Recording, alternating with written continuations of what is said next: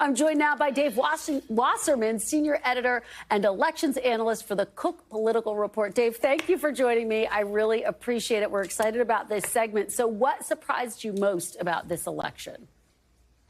You know, if you had told me the day before Election Day that Trump would sweep all 7 battleground states and win the popular vote, I wouldn't have been that surprised. That was well within the realm of possibility, as polls were very close and Trump was doing much better in the polls than he was heading into 2020. But I was surprised by elements of how it happened underneath the surface. The fact is that Trump expanded his coalition not only by winning higher shares of working class non-white voters, but also at the highest income end of the spectrum as well. He actually improved his vote share by more in places like Fairfax County, Virginia, and Aspen, Colorado, than he did in some of the stereotypically white working class parts of Pennsylvania, whether it was Erie or places like Wausau, Wisconsin, or Saginaw, Michigan. And then also Trump, he expanded his margin in Texas and Florida close to where his margin ended up being in Kansas. And New Jersey ended up being just about as close as Arizona. Well, it is so fascinating, Dave, to hear you break it down like that. You've also said that Kamala Harris should get credit for limiting Mr. Trump's gains in the 7 battleground states. Explain what you mean by that.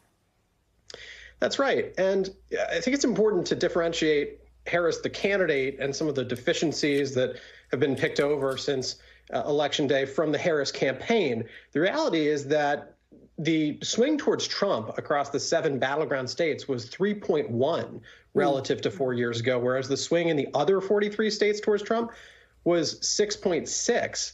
And some of that has to do with the fact that Trump made his biggest strides among non-white voters who tend to be more numerous in places like New York, California, Florida, and Texas. But the Harris campaign deserves some credit in terms of its ground operation and its paid communication for limiting Trump's gain, particularly in the context of the swings we've seen against incumbent parties globally.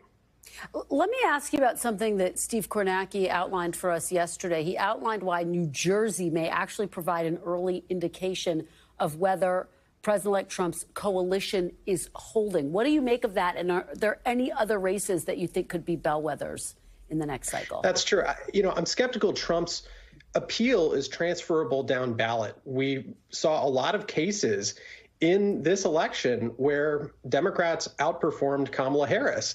And had it not been for the Harris campaign keeping these battleground states as close as they were, keep in mind, Pennsylvania, Michigan, Wisconsin, they were less than 2-point margins, then Democrats would probably be sitting on 43 Senate seats right now rather than 47.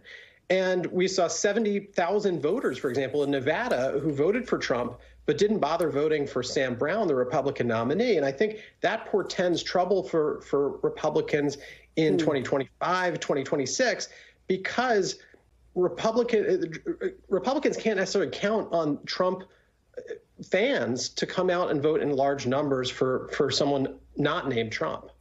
Dave, we only have about 30 seconds left. If you are a Democrat looking for a silver lining in this election, is there one? I would look down ballot because Democrats have a variety of younger, talented, new generational leaders, whether it is Maxwell Frost or Marie Gluesenkamp-Perez or Alexandria Ocasio-Cortez, people who span the ideological spectrum, but who overperformed Harris because they can communicate authentically with voters and they know how to use social media to reach them. All right, Dave Wasserman, it is always so fantastic to have your perspective. Thank you for being here. Thanks for watching. Stay updated about breaking news and top stories on the NBC News app or follow us on social media.